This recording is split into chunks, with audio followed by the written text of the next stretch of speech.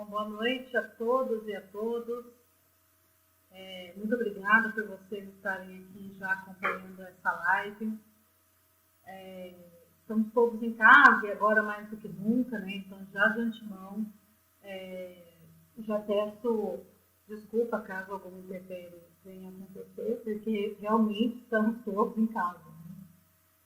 Vamos dar um tempinho aí para as pessoas irem chegando, tomando seus assentos.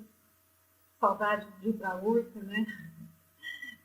Mas vamos esperar um pouquinho e aí já a gente começa o nosso bate-papo, tá bom?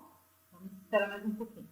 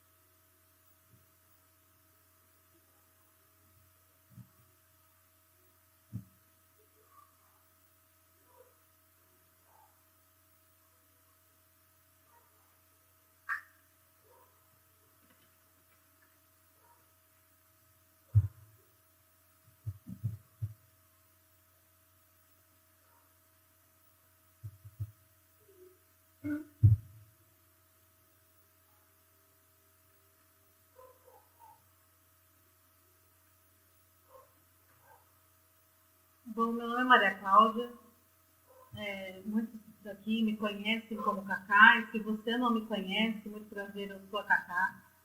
Eu sou advogada, sou cientista social, também sou escritora, tenho um livro publicado, deixa eu aproveitar para mostrar, né, essa parte, é esse livro aqui.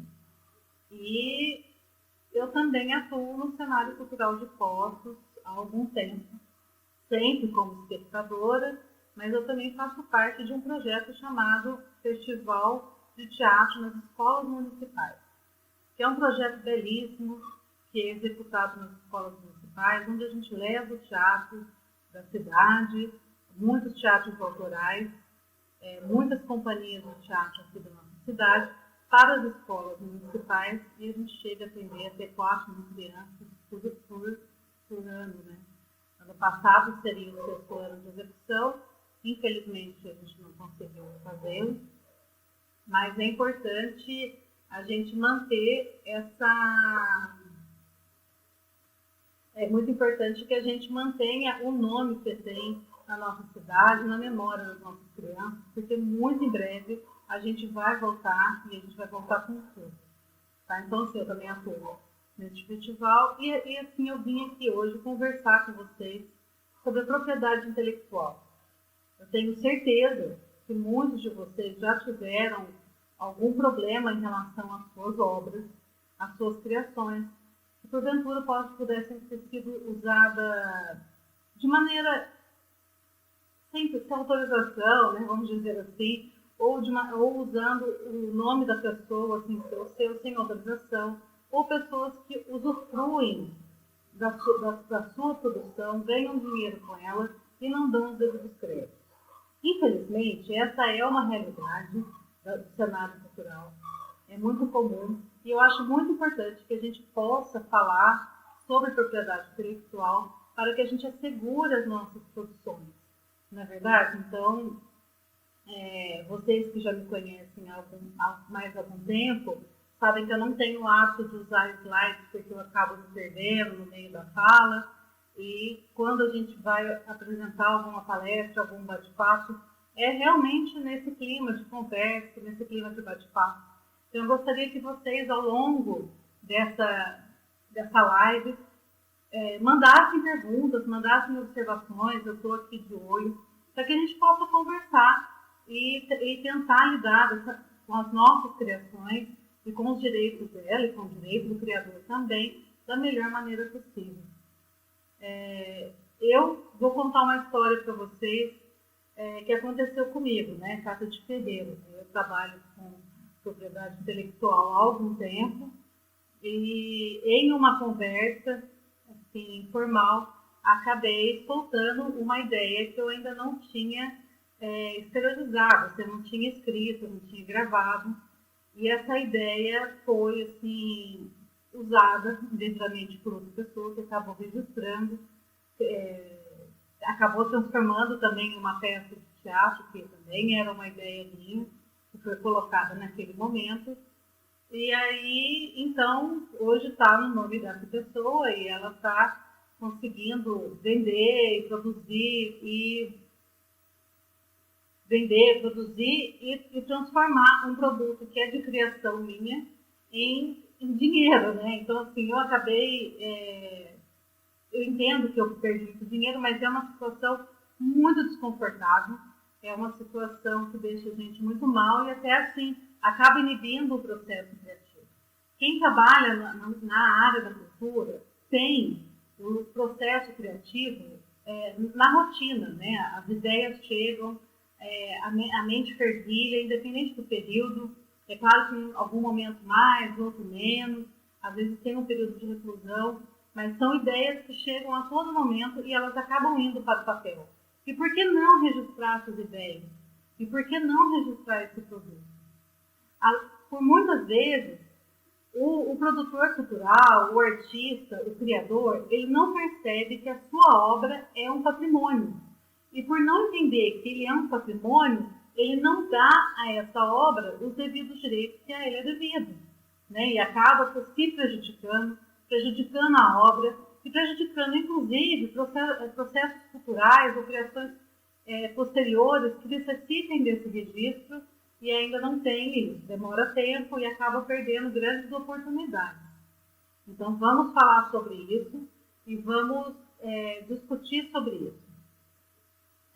Primeiro passo. O que é propriedade intelectual? De acordo com a Organização Mundial de Propriedade Intelectual, é um conjunto de leis, vamos dizer assim, que assegura, que garante tanto ao autor quanto à obra que ela tenha, garante, né, que ela tenha uma rentabilidade. É como se fosse um elo entre a criação e o mercado empresarial. Né? Então, o direito, a propriedade intelectual é um conjunto de leis que assegura, que garante ao criador que ele possa usufruir financeiramente, inclusive, dessa sua criação. Tá? De acordo com essa Organização Mundial de Propriedade Intelectual, a propriedade intelectual se divide em dois momentos, né? Existe a propriedade industrial e existe o direito autoral, que é uma área que eu tenho certeza que interessa mais para a gente aqui neste momento, não é verdade? Mas, a título de curiosidade, eu acho interessante também falar sobre a propriedade industrial, porque muitos artistas que eu conheço aqui de Poços e da região já possuem suas marcas. Né? Uma companhia de teatro possui a sua marca, algumas pessoas que eu conheço transformaram as suas poesias em marca, e aí é importante registrar essa marca. E essa marca é propriedade industrial. Né? Então, a propriedade industrial, ela trata de patentes, de invenções, de marca, ela trata de desenho industrial, ela trata de desenho de chip, que é uma coisa mais recente, mas também precisa ser registrado, trata de software, trata de indicações geográficas e trata até de descobertas de cultivares, né, que são aquelas modificações feitas em sementes, em plantas, que também precisam ser registradas. Então, fica aí essa curiosidade para que vocês conheçam. E se você, produtor cultural, se você é artista, já tem a sua marca, já tem o seu desenho, registra. Né? E aqui eu vou até abrir ainda mais um outro parêntese, porque eu conheço um caso de um evento que já é consolidado, que não havia o registro da marca desse evento, e é possível se registrar. E em outra cidade, bem distante, fizeram um evento com o mesmo nome. A marca, o desenho, não era o mesmo, mas o nome, sim. Mas aí, qual é o problema de outra cidade usar o nome do evento? Aparentemente nenhum. Mas se acontece algum acidente nesse segundo evento, um acidente mais grave, ele pode se confundir com o primeiro evento. E aí, até você explicar que o seu evento não é aquele do acidente, ou é aquele que aconteceu uma determinada irresponsabilidade, ou aquele que teve alguma multa ou algum problema maior, é um desgaste muito grande. Então, às vezes, por economia, às vezes por desconhecimento da importância do registro, optam por não registrar. Só que a dor de cabeça que vem depois para se justificar ou para buscar reconhecer a marca como sua, ou para interpor uma marca que foi registrada depois da utilização sua, é muito trabalhoso e é muito mais caro. Então, se você tem marca, se você já tem o seu desenho, é importante que você registre. E aonde é feito esse registro? Esse registro é feito no INPI, que é o Instituto Nacional de Propriedade Industrial. É o site do governo, né? Então você entra lá, é importante que você conheça, é importante você buscar alguém que possa te ajudar. Existem formulários, existem manuais, então para você reconhecer essa marca lá, é importante conhecer esses detalhes que a lei exige, né? Então, é importante nesse sentido. Agora vamos falar do direito autoral. Existe uma frase de um colega nosso aqui de Poços que vira e mexe, está estampada em alguma camiseta, em alguma rede social, que é utilizada indevidamente e que recentemente, infelizmente, foi utilizada por uma pessoa que tem uma influência muito grande nas redes sociais e até onde eu busquei acompanhar, não houve retratação e também não houve algum reconhecimento. Que é a frase em terra de egos, quem tem olho é rei. Não, quem olha para o outro é rei, né? É do Toquinho Carvalho, e é uma frase assim, muito conhecida e nós temos muito orgulho do Toquinho chegar aonde chega, mas ele poderia chegar muito mais, né? Porque a frase dele não é reconhecida, ela é usada indevidamente. Então, nós que temos essa capacidade de produção criativa, a gente tem que proteger as nossas criações, mesmo que seja uma frase, mesmo que seja um poema. O que mais que pode ser registrado? Pode ser registrado fotos, pode ser registrado esculturas, pode ser registrado poesias, livros, partituras, músicas. Muitas coisas fazem parte do direito autoral. E como é que isso funciona? O que o direito autoral ele protege? Ele protege até onde? Bom, ele protege tanto o autor, né, quanto a obra. Então, ele protege em dois segmentos. Ele protege a obra porque, através do direito autoral, essa obra ela não pode ser modificada. Então, se, por exemplo, você utiliza uma peça de teatro de um companheiro seu, você não pode modificar a peça durante a sua apresentação. Você não pode fazer uma adaptação sem o consentimento do autor. Isso porque essa obra ela é protegida por lei, né? E isso pode te gerar um grande problema jurídico, porque você pode ser para que você assegure que a sua execução não venha a sofrer algum processo judicial que chega a ser grave, né? É um sabor grande, né? Caso você seja o autor dessa obra, você tem que registrar para você evitar que ela seja modificada, que ela seja vendida sem que você tenha recebido os seus direitos, que ela seja adaptada sem a sua autorização e, o que é pior, que ela seja registrada em nome de outra pessoa, como é o caso que aconteceu comigo, né? Eu, infelizmente, não tenho como provar que aquela obra é minha, porque foi em uma conversa que surgiu e eu fui falando, nós artistas, né, e aí eu me enquadro, mas quem está em um processo criativo tem o hábito de acabar dividindo as suas ideias, de divulgar suas ideias antes do momento, né? E aí foi isso que aconteceu. A pessoa não teve o menor pudor e registrou a minha obra em seu nome e acabou vendendo muitos livros e acabou, inclusive, lançando a peça de teatro junto com a obra. Foi um sucesso de público, de crítica, e eu fiquei só olhando.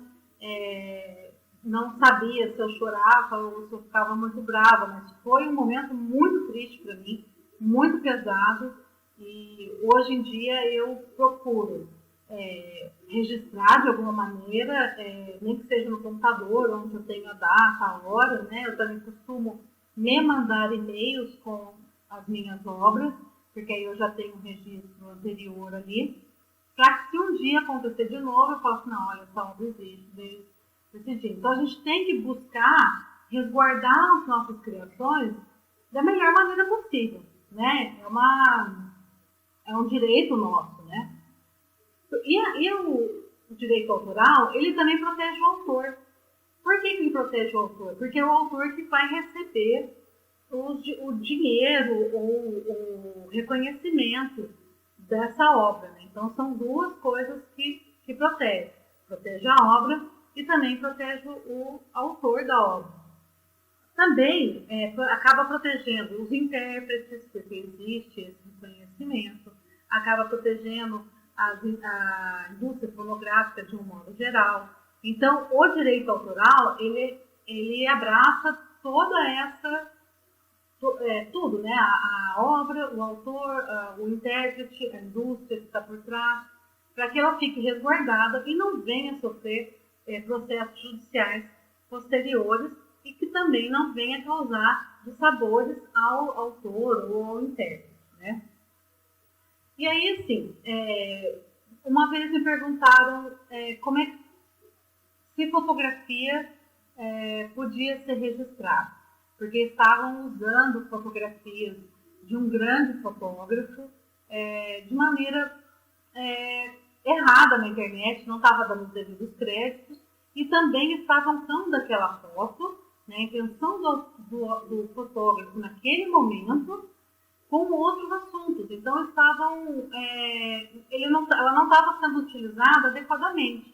Se aquela foto tivesse sido registrada, o autor de um texto entraria em contato com o fotógrafo, com o detentor dos direitos autorais daquela fotografia, e perguntaria se aquela foto poderia ser utilizada naquele texto, né? Porque muita gente acredita que não, mas a fotografia artística, ela tem uma intenção, ela tem um objetivo. Então, não pode usar uma fotografia registrada que existe uma intenção por trás dela, por exemplo, é uma fotografia que retrata a melancolia. E a intenção dela é justamente trazer a melancolia. Ela não pode ser usada para retratar um momento feliz, para uma narrativa feliz. A não ser que o autor permita, mas por isso que é importante o registro. Para respeitar a obra não está falando de um momento feliz, ela está falando de melancolia, porque é o olhar do fotógrafo que está a ser entregue naquele momento. Então, as esculturas também registram, pelo mesmo motivo, para que elas não possam ser expostas, para que elas não possam ser fotografadas ou trazidas em um diálogo indevidamente, porque a escultura também fala por si. Ela tem um objetivo, ela tem as mãos ali de quem a fez, então ela precisa ser utilizada da maneira correta, né? Então é importante que a gente entenda essa questão do registro. Um outro ponto que a gente tem que tratar aqui também, porque Poços, eu tenho muito orgulho de falar isso.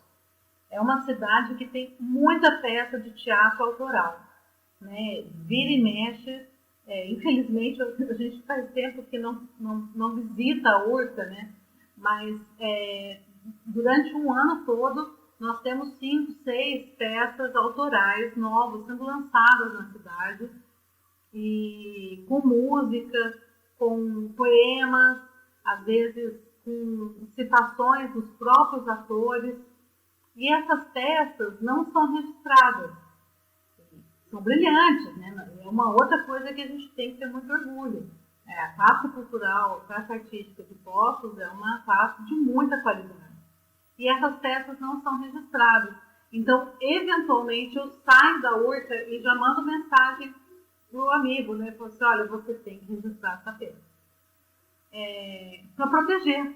Embora a própria estreia da peça possa ser utilizada como prova que aquela peça estreou naquele dia anterior ao pedido de registro de um terceiro, é uma dor de cabeça que nossos artistas não merecem passar. E é um processo muito caro.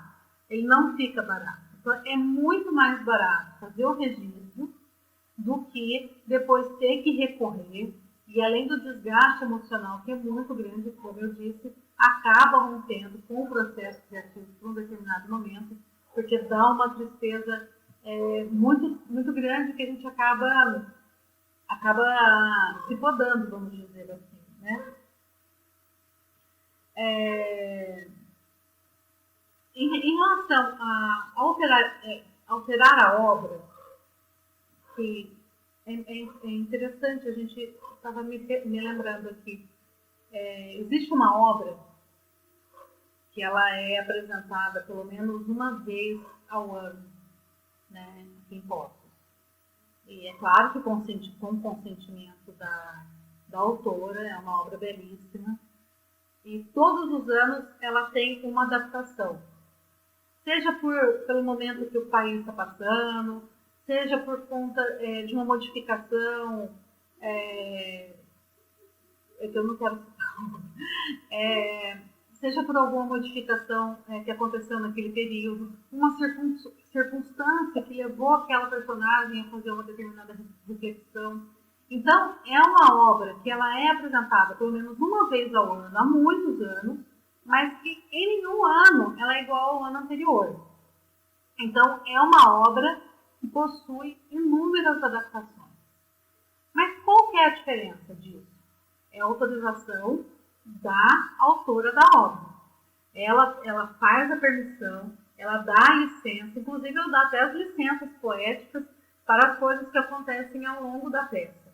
Mas esse é o ponto. A autora está sempre presente nessas adaptações e nesses registros dessas adaptações, né? Por outro lado, também tem outra obra, essa não é daqui, mas que também a gente pode citá-la, que também acontece todos os anos, né? 2 vezes ao ano, ela aparece, ela é apresentada na cidade, em outra cidade. Só que essa obra também vai apresentando modificações por questão geracional, modificações para quebrar o clima, modificações para trazer um outro personagem que não tinha. E o autor, ele não tinha conhecimento dessas modificações porque ele deixou de acompanhar as apresentações porque mudou de cidade, mas deixou a companhia de teatro o seu texto. Quando ele retornou à cidade, ele foi assistir, ele se assustou porque ele não reconheceu a sua obra. Embora tivesse lá o seu nome, tudo, ele não reconheceu a sua obra por conta de tantas modificações que ela já havia sofrido. Ele se sentiu muito ofendido porque em um determinado momento da peça, inclusive, havia uma modificação que acabava deixando um pouco estereotipada aquela situação. E ele ficou ofendido porque ofendia todo um contexto, toda uma história que havia por trás para contar uma história, mas que, se você fizesse uma percepção um pouco mais profunda, você encontraria reflexões políticas dentro dela. Mas ela foi tão modificada que, no fim, a reflexão política virou outra. E aí teve um problema muito grande, porque ele autorizou a execução da obra há 20 anos, e aí quando ele percebeu, a obra dele já não era mais a mesma. Então teve um problema muito grande, que inclusive foi feita uma conciliação para que não pudesse ter uma perda maior ou um problema maior para aqueles artistas, para aquele diretor.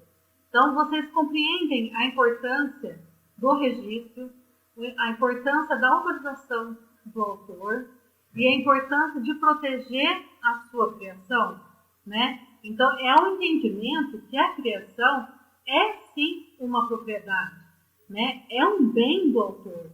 E tem, sim, que perceber que é uma coisa que vai não só te trazer dinheiro, né, ainda que haja as políticas públicas de cultura, elas não sejam tão suficientes, elas são importantíssimas, mas assim, ainda que a cultura não deu o devido reconhecimento aos autores, é importante que ele exista, né, que ele seja citado, que o jornal cite o nome dele, para que ele crie o portfólio dele, até para apresentar nas leis de incentivo. Né? As leis de incentivo exigem que um portfólio ou uma participação anterior na área cultural.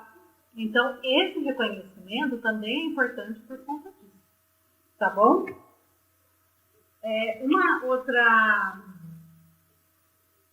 outra coisa aqui que eu gostaria de falar com vocês, que aparece muito, a gente acaba sempre conversando sobre isso, é sobre os prazos, né? Assim, as pessoas acabam perguntando assim, mas até quando que eu vou ter que me atentar ao direito autoral? Até quando que eu vou ter que buscar essa autorização? Bom, para o direito autoral, o prazo ele é muito longo.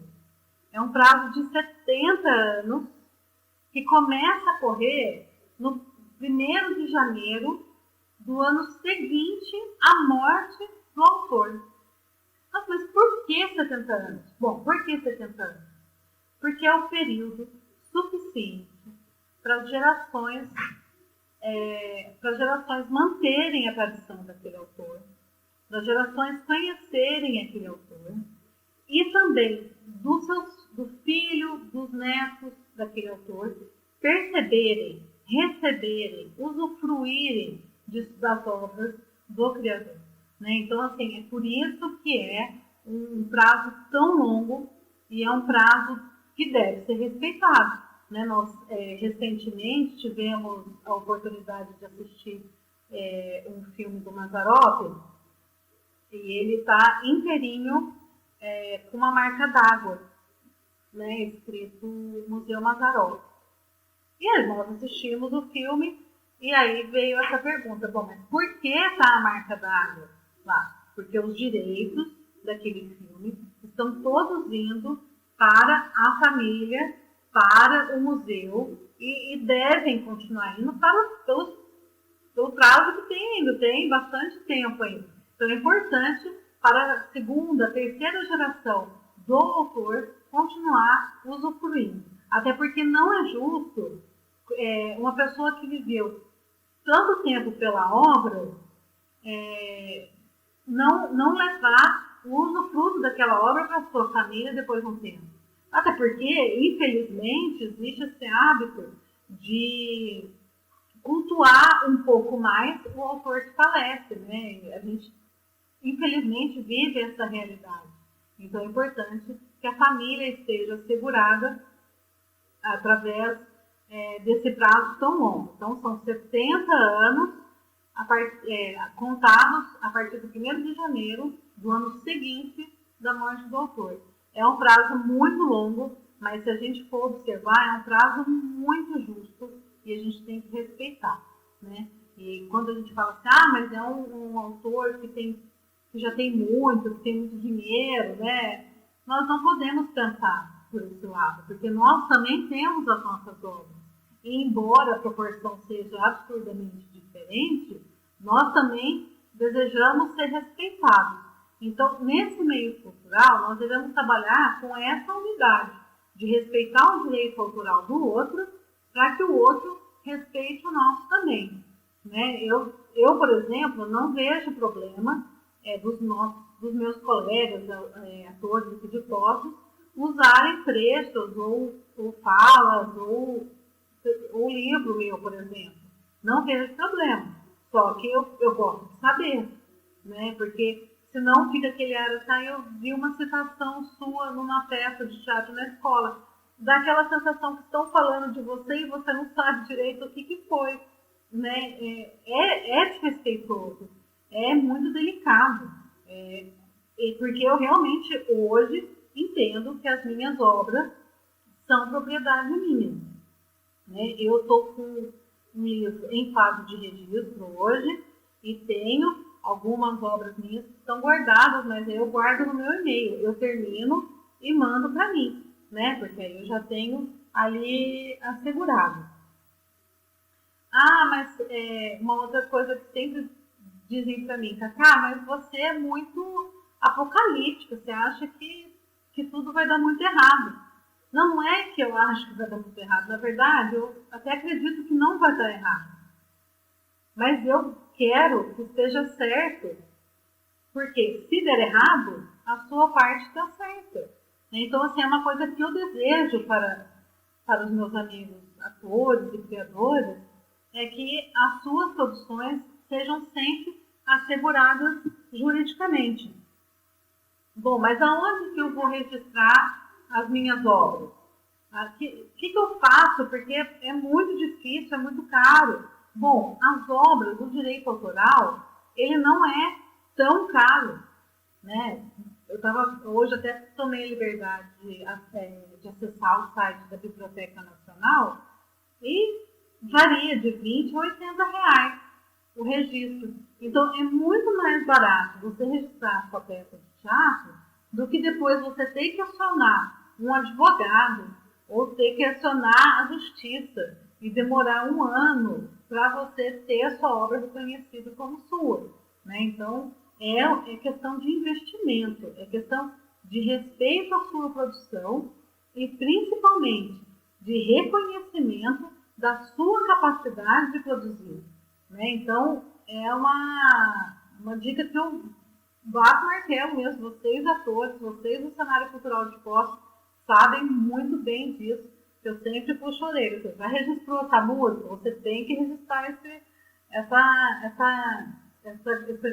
peça de teatro. Você tem que registrar sua marca. É uma coisa que eu pego muito no pé das pessoas mesmo. Bom, então aonde que é que a gente vai registrar? Peça de teatro, livro, texto, poesia, frase, a gente vai registrar lá na Biblioteca Nacional. O processo é muito simples, o próprio site explica, inclusive o site da Biblioteca Nacional, ele é autoexplicativo. Você vai ter lá o manual que você vai seguir, o requerimento do registro é muito simplificado. Eu só não falo para vocês que é um processo democrático, porque ele está na internet, a gente sabe que o acesso à internet nem sempre é tão acessível assim. Aliás, essa pandemia, ela mostrou que essa questão que todo mundo tem internet é uma falácia, né? Porque quando a gente precisa dela, ela falha, ela não está pegando, ela está picando, o sistema não abre, né? Então, não é uma questão tão democrática assim. Também, por conta da pandemia, os atendimentos presenciais lá na Biblioteca Nacional estão suspensos.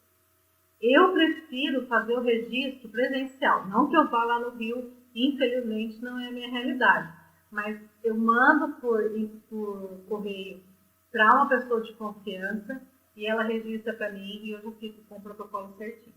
Mas, pelo correio, com a R, é super seguro. Inclusive, esse livro meu aqui, ele foi feito pelos correios de uma maneira super segura, tranquila, só demora um pouquinho mais. mas deu muito certo e, assim, o registro chegou direitinho e deu tempo da inscrição acontecer antes do evento do lançamento que a gente já tinha marcado, aquelas loucuras que a gente faz, né? Então, texto, de um modo geral, a gente vai colocar lá na Biblioteca Nacional.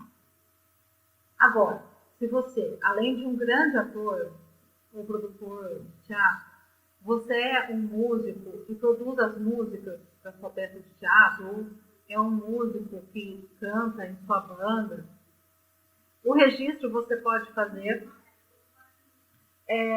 também na Biblioteca Nacional, mas na Escola de Música, lá no Rio de Janeiro também. O site é super simples de ser usado, também é auto-explicativo e vocês conseguem fazer esse registro lá. É só observar em qual setor que você vai registrar, porque existe, né, os códigos, direitinho, a classe, mas também é explicativo, tem um manual que vai te ajudar. E eu acho importante que a gente divulgue isso para os nossos colegas atores, produtores, criadores, esse pessoal que tem esse processo criativo que a gente conhece, essas mentes brilhantes, porque é direito nosso, é direito de vocês terem suas obras registradas, tá bom?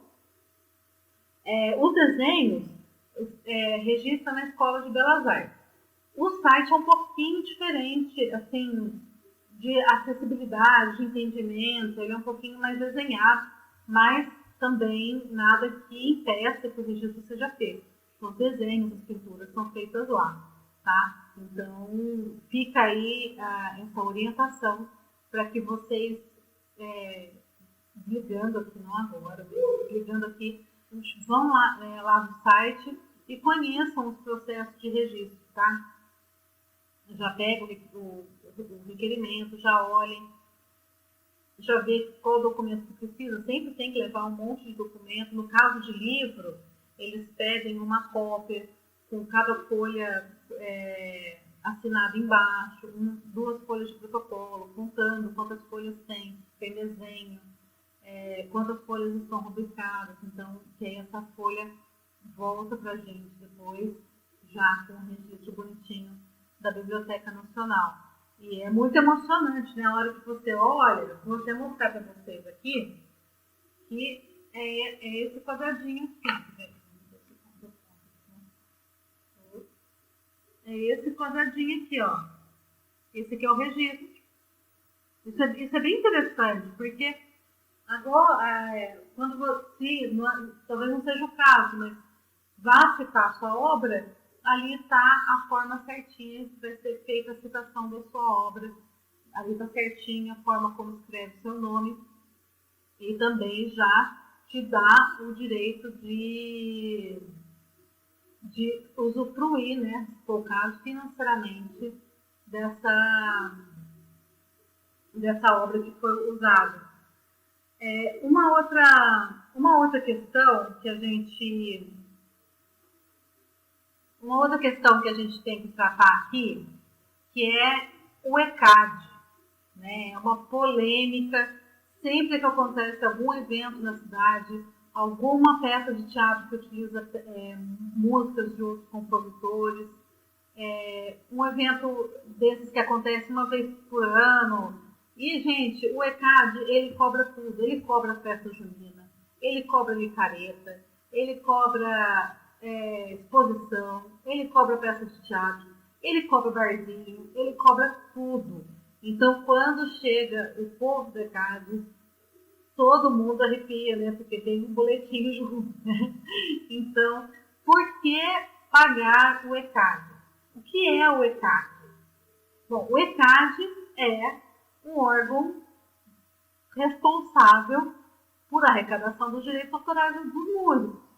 Então, ele está ali para isso mesmo. Ele está ali para defender o direito desses artistas.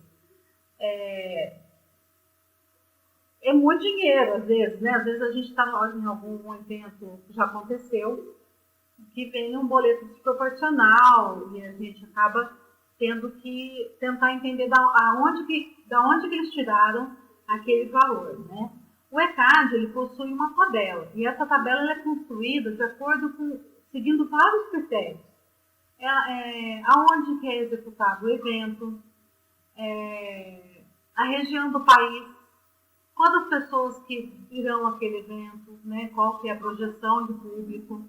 O ECAD também analisa o perfil socioeconômico daquele público. Então, através de toda essa análise anterior, que o ECAD lança o seu boleto. Então, o que acontece? Às vezes, o evento ele não é tão grande e ele não é tão caro, assim, no sentido de ingresso, né?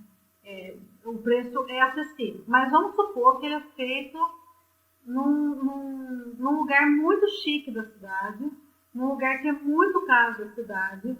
Isso vai aumentar o valor da arrecadação. Entendeu? Essa localidade, essa apresentação neste lugar vai encarecer o boleto do ECAD. Dá para recorrer? Dá para recorrer, mas é um pouquinho trabalhoso, então por isso a gente precisa de tempo, tá? É importante esse tipo de observação. Uma sugestão que é possível já dar para vocês é a sugestão de que uma sugestão de que vocês observem todas essas questões antes do evento e já façam uma análise anterior do valor a ser arrecadado pelo ECAD. E aí vocês já começam e já conseguem se preparar para o valor da arrecadação. Né? Daí a gente pergunta assim, é justo cobrar de uma festa junina? É justo cobrar de um evento que acontece uma vez no ano? Bom, a gente tem que partir do princípio e inverter. É justo o autor não receber pela sua obra que está sendo utilizada em algum evento? Né? A gente pode estar falando de autores grandes, né? De artistas grandes que já são renomados e que acabam recebendo esse dinheiro de um evento que não vai ter uma arrecadação tão grande. Porque às vezes os produtores daquele evento vão ficar com muito pouco, dadas todas as arrecadações que eles têm que fazer ao longo daquele evento. Mas, se a gente inverter, né, e se fosse com a gente, né, nós gostaríamos que as nossas obras tivessem sido utilizadas em um evento e a gente não tivesse percebido, usufruído daquele valor, né? Então, essa é uma questão que a gente tem que trazer sempre. Não é a melhor coisa, né, quando o ECAD aparece e às vezes assim até quebra um pouco o clima da estreia do evento, né? Mas é importante a gente saber que faz parte, a lei é do direito, né? E então a gente tem que cumprir, porque pode trazer um transtorno maior para a companhia de teatro, para o produtor cultural, e até assim, dependendo do edital que esse produtor estiver participando, ele pode ser banido do edital, né, nos próximos editais. Então, é importante sempre observar a questão da legalidade. Né? Então, nós estamos falando da legalidade, do que está dentro da lei, da matéria. Né? Então, essa é o primordial. Né? Uma coisa que eu gostaria de trazer para vocês, que eu acho que até, já assim, partindo do fim, eu vou observar aqui se a gente tem alguma pergunta. A Organização Mundial da Propriedade Intelectual, ela fala sobre o direito autoral, uma coisa que está dentro do regimento, mas ela é quase poética, né? Ela é a proteção da criação da mente humana. Né? Então, assim, quando a gente está falando de direito autoral, a gente está falando de uma coisa muito preciosa. Né? A gente está falando das ideias, a gente está falando da criatividade, a gente está falando da inspiração, a gente está falando de um momento que a gente passou, que se transformou naquele produto. Então, existe um valor atrás daquilo muito grande. Né? E que, na verdade, não existe nem como precificar a criação. Né? Quanto custa a sua obra? Quanto vale a sua obra? Ela vale muito. Ela vale períodos de inspiração muito longos.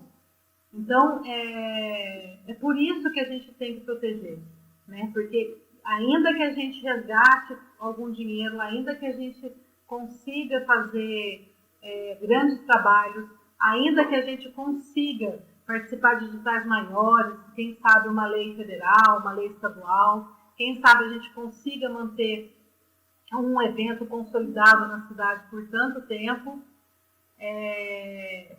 né? Isso é importante, mas o valor da inspiração, ele não tem como ser, né? A gente não consegue precificar uma inspiração.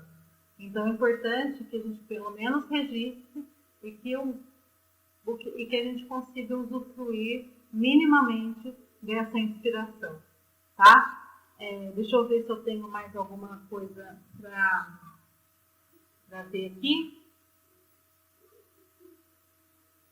Aqui estou vendo a Nanda, sempre presente no nosso setup, sempre mesmo, Nanda. Lembro de você nos abordando várias vezes sobre registro, sempre carinhosamente. Essas informações são muito importantes para nós artistas. É verdade, Nanda. Eu estou em débito com 2 peças de vocês. Eu não fui ainda. Espero ir logo. E eu vou falar mesmo sobre registro sempre que eu puder para vocês, que é uma obra, são obras-primas, né?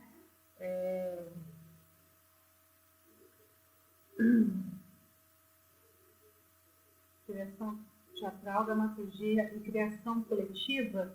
O Nanda, especificamente do que da direção? Se ela tem direitos em relação à obra, porque aí, só para eu poder explicar aqui. Bom, a criação coletiva, quando eu acredito que seja esse processo da Nuclearte, especificamente, que é a companhia de teatro da Nanda. Vocês trabalham juntos o tempo todo, né, na construção do todo. Então, a obra, ela nasce não só de uma pessoa, né, ela nasce do coletivo, ela nasce de uma inspiração coletiva, de um momento coletivo. Nanda, o registro, ele pode ser feito em nome de todo mundo, né? Então, você pode colocar os coautores, né? Então, é importante que você tenha um responsável pela obra, né?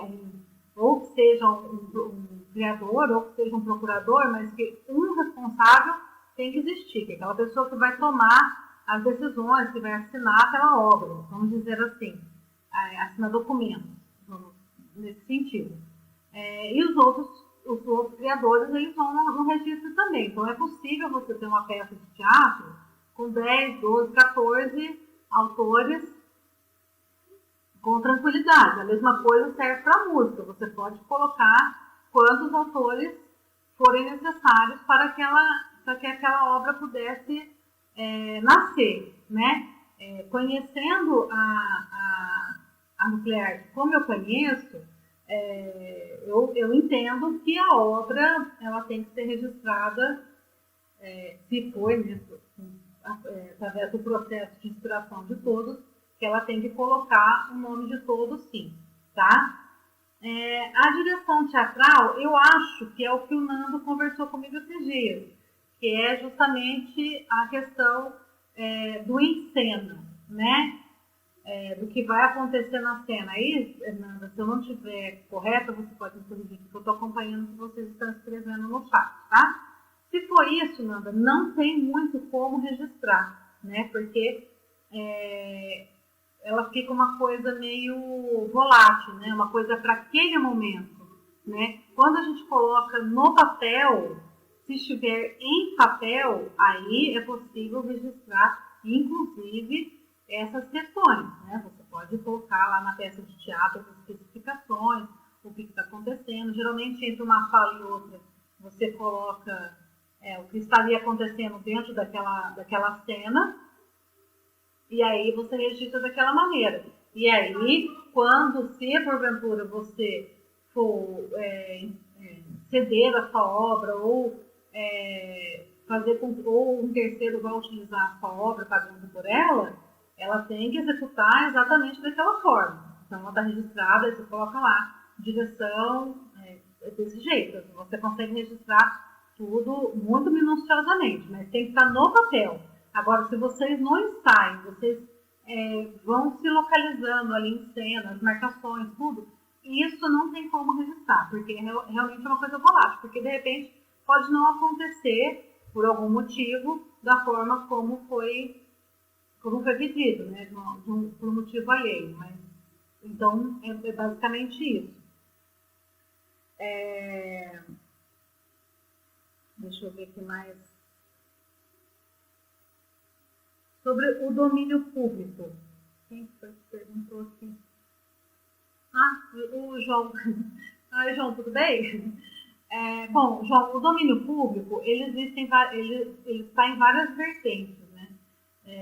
Eu estava lendo recentemente sobre figuras folclóricas e as suas narrativas, né? Então, dentro dessa temática das figuras folclóricas, existe um domínio público, porque são narrativas que são regionais, né? Então, assim, cada espaço conta de um jeito, conta de uma maneira, né? Então, não tem como você exigir que aquele conto, que aquela narrativa seja contada especificamente dentro da primeira narrativa, porque não é possível você encontrar esse registro. Então, existe o domínio público nas narrativas folclóricas, existe o domínio público também nas manifestações culturais, que você também não tem como encontrar o primeiro registro, né? Você está dando sequência às questões culturais, às manifestações culturais.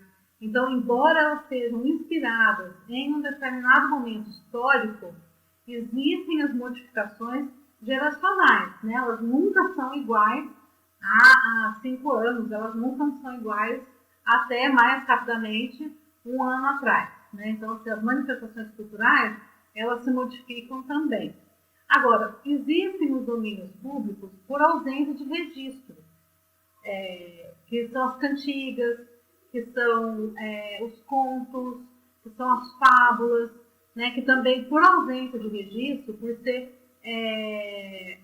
os contos que vão passando pelas gerações, também são de domínio público, porque também não existe esse primeiro registro. E também existe o domínio público, que é aquele que já extrapolou o período do direito autoral, que é aquele que já passou os 70 anos, e hoje, então, você pode utilizá-lo, claro que com bastante responsabilidade, quando você sabe o registro, quando você sabe a origem, quando você sabe a relevância daquele conteúdo para o autor, você sabe de tudo isso, você tem que respeitar toda essa normativa, mas você também já não tem mais esse vínculo com o direito autoral, né? Esse vínculo de pagamento, esse vínculo de ordem contratual, esse vínculo de ECAD. Então, você já